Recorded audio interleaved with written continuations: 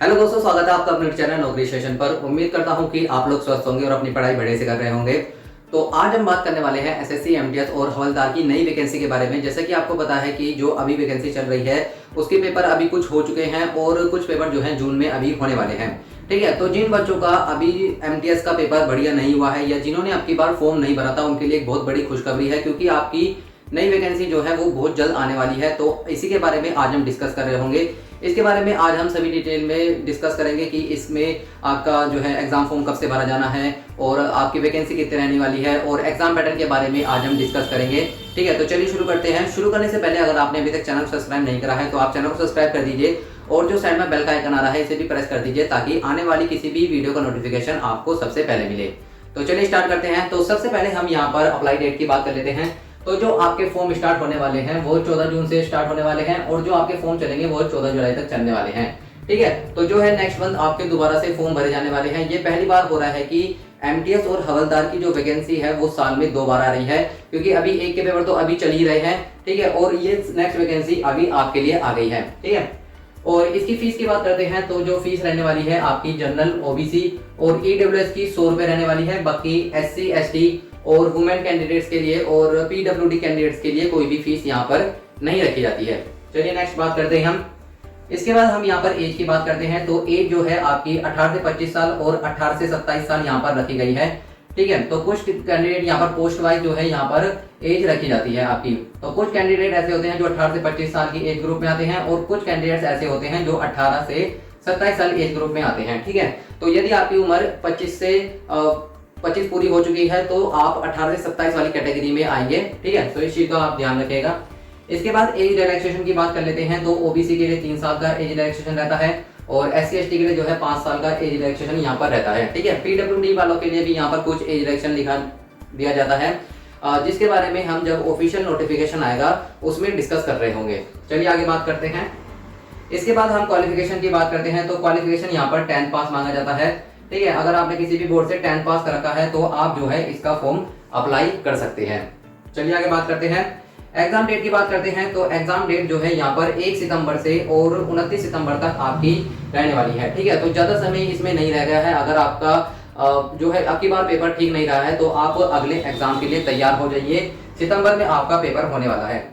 इसके बाद हम यहाँ पर सैलरी की बात करते हैं। तो सैलरी जो है आपकी लगभग 21,000 के अराउंड होती है और इसके साथ आपको एचआरए मिलता है, हाउस रेंट अलाउंस, इसके साथ टीए मिलता है, ट्रांसपोर्ट अलाउंस और डीए मिलता है, डीएनएस अलाउंस। तो इन सब जो है अलाउंसेस को मिलाकर जो आपकी सैलरी हो जाती है वो लगभग आप मानकर चलिए कि 28,000 के अराउंड आपकी यहाँ पर सैलरी बनती है। ठीक है, चलिए हम आगे बात करते हैं। इसके बाद मैं आपको यहाँ पर सिलेक्शन प्रोसेस के बारे में बताता हूँ। तो सिलेक्शन प्रोसेस इसमें सबसे पहले आपका रिटर्न एग्जाम होता है और इसके बाद आपका पीईटी, पीएसटी होता है, यानी कि इसमें फिजिकल होता है। फिजिकल सिर्फ हवलदार पोस्ट के लिए होता है। ठीक है, एमटीएस के लिए कोई भी यहाँ पर फिजिकल नहीं होता है। पहले जो है एमटीएस में डिस्क्रिप्टिव होता था सेकंड पेपर, लेकिन अब जो है एग्जाम पैटर्न चेंज हो चुका है। तो जो आपकी फाइनल कट ऑफ लगेगी वो फर्स्ट पेपर के ही अराउंड लगेगी। ठीक है, इसके बाद जो थर्ड होता है आपका वो होता है डॉक्यूमेंट वेरिफिकेशन। चलिए हम आगे बात करते हैं। तो इसके बाद हम यहाँ पर रिटर्न एग्जाम के बारे में देख लेते हैं। तो पिछले साल से क्या हुआ है कि पहले जो है एमटीएस का जो है एग्जाम पैटर्न अलग आता था, क्योंकि पहले मैथ, रीजनिंग और इंग्लिश और जीएस सभी के जो है यहाँ पर मार्क्स जोड़कर आपका जो है फाइनल मेरिट यहाँ पर लगती थी। लेकिन अब क्या हो गया है, जो आपका सेक्शन वाइज कर दिया है। तो हम सेक्शन वाइज देखते हैं। तो सेक्शन 1 में जो है आपके 2 सब्जेक्ट रखे गए हैं। एक तो आपकी मैथ्स रखी गई है और सेकंड सब्जेक्ट है हमारा रीजनिंग। ठीक है, तो मैथ से आपके 20 क्वेश्चन पूछे जाते हैं और रीजनिंग से भी आपके 20 क्वेश्चन पूछे जाते हैं। तो ये 40 क्वेश्चन आपसे पूछे जाते हैं। एक क्वेश्चन जो है यहाँ पर 3 नंबर का होता है, यानी कि जो आपके टोटल नंबर ऑफ मार्क्स बनते हैं ये बनते हैं 120।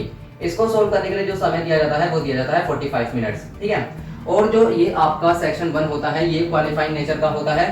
ठीक है, इसमें सिर्फ आपको जनरल के लिए यहाँ पर 30%, ठीक है, और ओबीसी के लिए मेरे हिसाब से यहाँ पर 35% होगा और एससी एसटी के लिए यहाँ पर यहाँ पर 35 नहीं 25% और यहाँ पर लगभग 20% यहाँ पर रखा जाता है पास होने के लिए। ठीक है, तो सेक्शन 1 जो है वो आपका क्वालिफाइंग नेचर का है।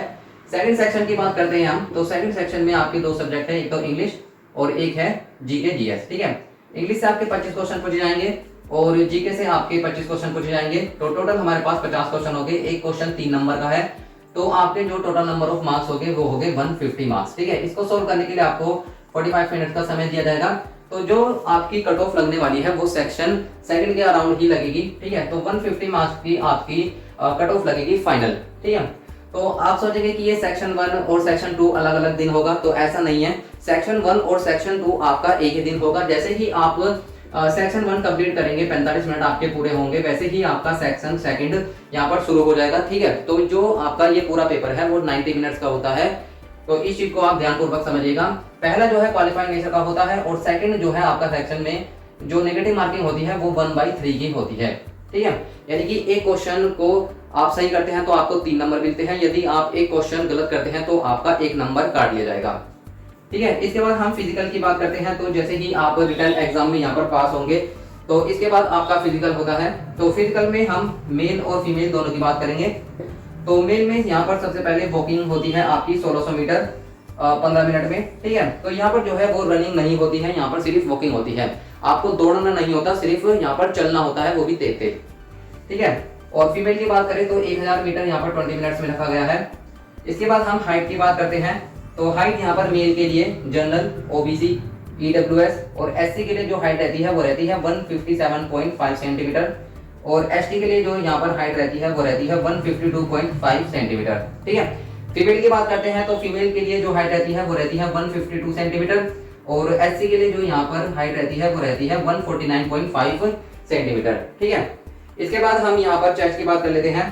तो चेस्ट जो है यहाँ पर मेल की रहती है 81 से 86। ठीक है, तो यहाँ पर कोई भी जो है महिलाओं का नहीं रहता है। इसके बाद हम यहाँ पर वेट की बात कर लेते हैं। तो वेट जो है यहाँ पर मेल का नहीं नापा जाता है, यहाँ पर फीमेल का नापा जाता है। तो फीमेल के लिए जो जनरल, ओबीसी, ईडब्ल्यूएस और एससी के लिए जो रहता है यहाँ पर 48 केजी रहता है। ठीक है, महिलाओं के लिए। और एसटी का जो वेट रहना चाहिए वो 46 यहाँ पर केजी रहना चाहिए। ठीक है, तो इस वैकेंसी के बारे में आज हमने पूरी तरीके से जाना है। अगर आपको ये वीडियो पसंद आई हो, समझाने का तरीका पसंद आया हो, तो आप इस वीडियो को जरूर लाइक करें, अपने दोस्तों के साथ भी शेयर करें ताकि वो भी इस फॉर्म को भर पाए। और यदि आपने अभी तक चैनल को सब्सक्राइब नहीं करा है तो आप चैनल को सब्सक्राइब कर दीजिए और जो साइड में बेल का आइकन है उसे भी प्रेस कर दीजिए ताकि कोई भी आगे सरकारी नौकरी का नोटिफिकेशन आए तो आपको सबसे पहले पता चल जाए।